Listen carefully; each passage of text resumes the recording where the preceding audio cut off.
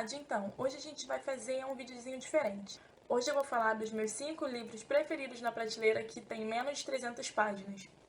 Então, eu tô meio assustadora, eu sei, eu acabei de me banhar, né? E eu tô aqui com os olhos vermelhíssimos e esse cabelo pavoroso.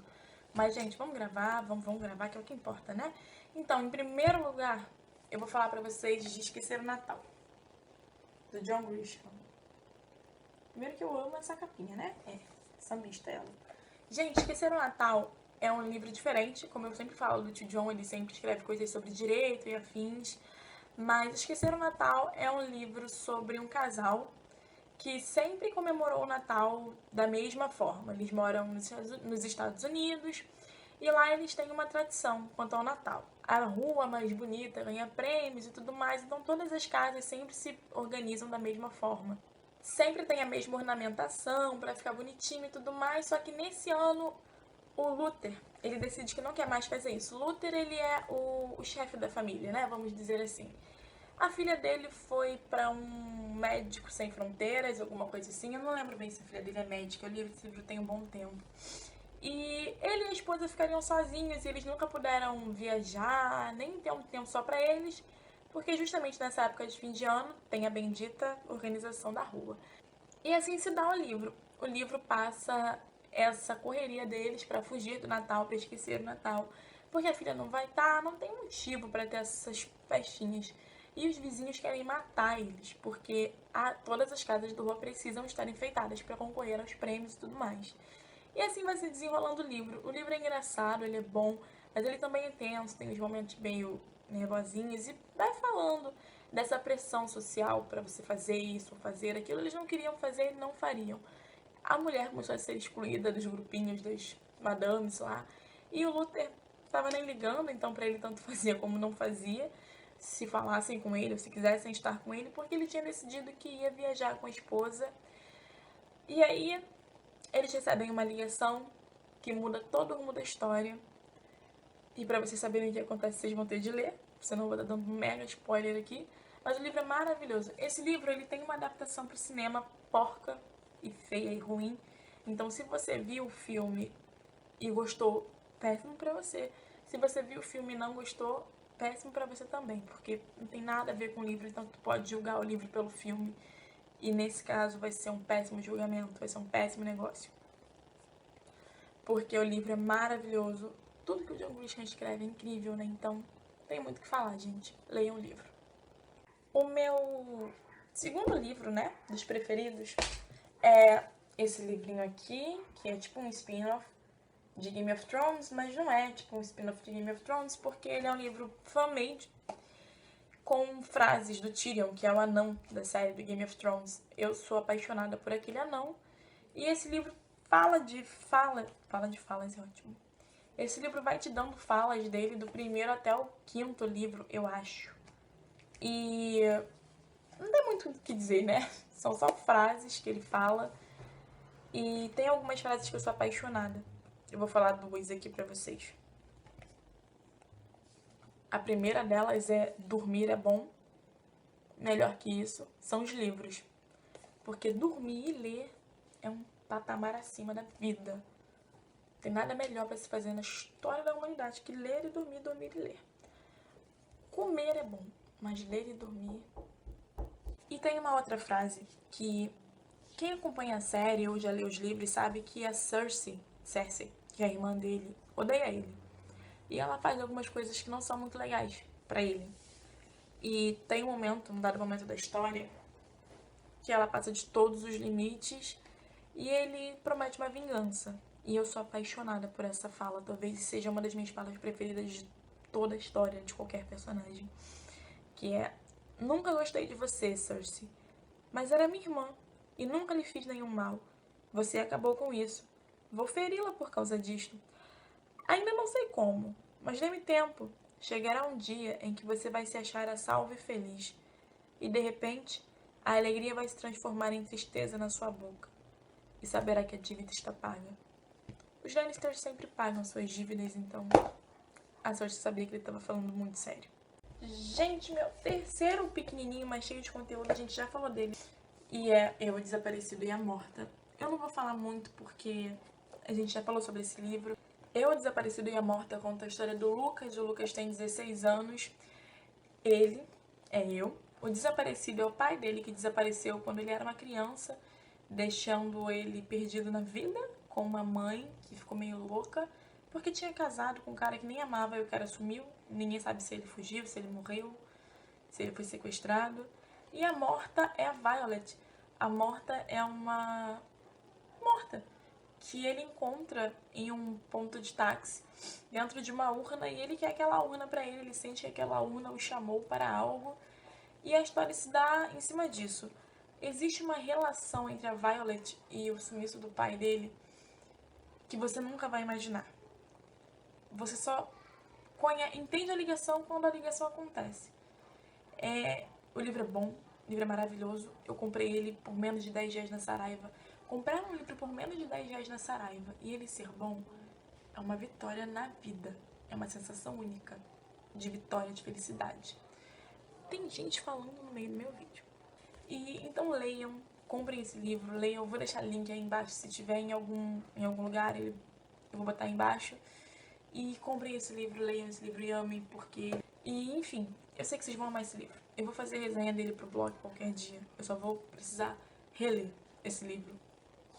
O quarto livro, ele é Nas Arquibancadas, do John Grisham. Sério, eu amo esse livro. Esse livro foi uma promessa. No primeiro post do blog, no post de apresentação, eu disse que ia fazer uma resenha desse livro. E acabou que eu não consegui fazer. Eu não fiz. Esse livro também não trata de direito. E foi uma outra surpresa maravilhosa do John Grisham. Ele fala de um cara que ele é ex-jogador de futebol americano do colégio e é de uma cidadezinha pequenininha, e o treinador da época dele tá morrendo, tá com câncer. E todos os jogadores daquela época vão pra cidade visitar o cara e esperar a morte dele ou não. E se passa relembrando todas as histórias que aconteceram, todos os traumas que aconteceram. Esse treinador, ele era um carrasco. Mas sabe quando é um carrasco que todo mundo precisava, sabe? Era difícil, era duro e desumano. Muito desumano entrar pro time desse cara. Aconteceram acidentes no trajeto e isso fez com que ele fosse destituído do cargo por um tempo. Criou, assim, no que tange a história, é muito importante os flashbacks, sabe? Tudo que os jogadores vão conversando entre si, combinando entre si. Tem um recalquezinho amoroso também do personagem principal. Ele reencontra a mulher da vida dele na época do colégio. E o livro te faz viajar, sabe? É um livro muito bom, é um livro que eu super indico. O livro conta basicamente isso mesmo, nas arquibancadas. O que acontecia? Eles sentam naquelas arquibancadas e ficam relembrando o que era a dinastia do futebol, o que era o nazismo futebolístico. Ou você era bom, ou você não era bom o suficiente. E eu super indico esse livro porque é do John Grisham, então o livro é muito bom. Gente, meu último livro com menos de 300 páginas, favorito, preferido, amado e... sei lá, acho que eu tô falando ali por último, mas ele super divide em primeiro lugar com Esqueceram o Natal, ou... é muito melhor, na verdade. A Cabana. A Cabana é um dos melhores livros de história do mundo. Quem não gostou desse livro tem problema mental. Tá, enfim, brincadeira. Eu acho que, realmente, quem não gostou desse livro é como o autor fala. Se você não gostou do meu livro, é porque ele não era pra você. Quando eu li esse livro, eu não tinha nem ideia de que algum dia eu ia me converter e ser de Jesus, tudo mais. Mas eu amo esse livro. Eu quero ler ele de novo agora, depois de convertida, pra ver se eu ainda vou amar da mesma forma, se eu ainda vou ver as mesmas perspectivas, porque Deus é maravilhoso. E Deus é Queen Latifah, sabe? Eu sei que não que é o que tá nesse Spencer, que vai fazer o filme, mas não importa, Deus é Queen Latifah. Quem não conhece a história da Cabana, a filhinha de um cara, ela foi sequestrada numa viagem da família de férias. Ela sumiu, eles encontram a roupinha dela, mas eles nunca a encontram. Anos depois, o pai dela volta nessa cabana, onde encontraram a roupinha dela. Acho que é alguma coisa mais ou menos assim. Tem anos que eu li esse livro, gente. Dá um desconto. porque ele recebe uma carta dizendo pra ele voltar à cabana. Ele volta. Quando ele chega lá, ele não encontra a Missy, que é a menininha que sumiu. Missy, sumiu, tudo bem, enfim. Aí, o que acontece? Ele encontra uma mulher, negona, bolada, pá. Encontra um judeu. E eu não lembro como era o Espírito Santo nesse livro, mas enfim, ele encontra Pai, Filho e Espírito Santo na cabana. E ele passa um final de semana inteiro com Deus lá. E Deus vai mostrando pra ele, sabe? Lições sobre amor, sobre perdão, sobre a vida, sobre escolhas, a catarse, na verdade, que é você colocar pra fora tudo aquilo que te aflige, aquilo, né? Ler a cabana é uma experiência de vida. Eu não tô nem olhando pra câmera de tão pensando que eu tô no livro. Eu indico pra qualquer ser humano no mundo, até pra quem não gosta de livro, pra quem não gosta de ler. Leia A Cabana. A Cabana é um livro maravilhoso. Não leia A Cabana com preceitos religiosos. Não leia A Cabana de acordo com Deus que o teu padre, pastor, fala. Leia A Cabana de acordo com Deus da Bíblia, sabe? Leia A Cabana de acordo com Cristo.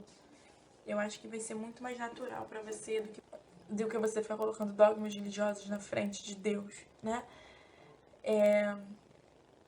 Tem uma hora desse livro que me impacta muito.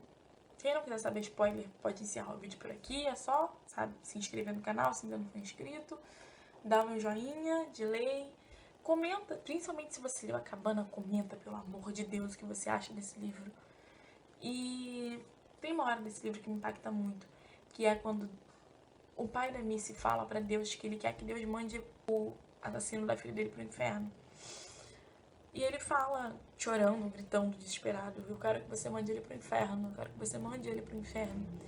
E Deus pergunta pra ele, eu acho que é mais ou menos assim, quantos filhos ele tem.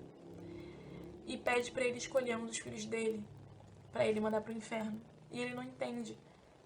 E pergunta como assim, e Deus explica: você quer que eu mande um filho meu pro inferno? Então, nada mais justo que você mandar um filho seu também. E ele fala que os filhos dele nunca fizeram aquilo. E Deus diz pra ele que o filho dele pode ter se arrependido, pode estar buscando perdão em algum lugar, e ele não se daria nem a chance de perdoar. E a gente nunca se coloca no lugar do outro quando se trata de perdão.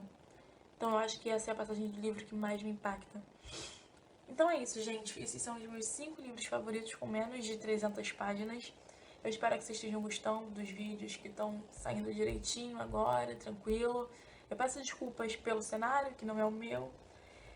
E também pelas interferências externas. E é isso, gente. Até semana que vem ou até amanhã. A gente nunca sabe, se dá cheio de surpresas. Beijo, beijo, tchau, tchau. É nada disso. Se inscreve no canal, dá like, compartilha com o pessoal e traz o pessoal pra cá. Tudo bem, a gente tá postando, é isso que importa. Beijo, sociedade. Até mais.